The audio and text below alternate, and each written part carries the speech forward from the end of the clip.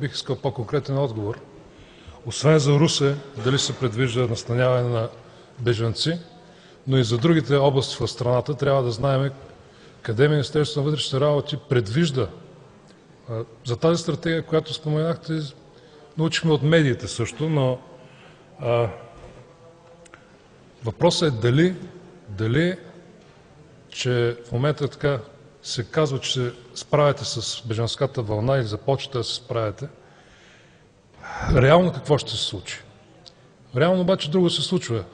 Снощи в центъра на град София, в така наречения, представете си, арабски квартал, е било наръгано момиче на 25 годишна възраст от град Плевен, което е било и ограбено на всичкото отгоре.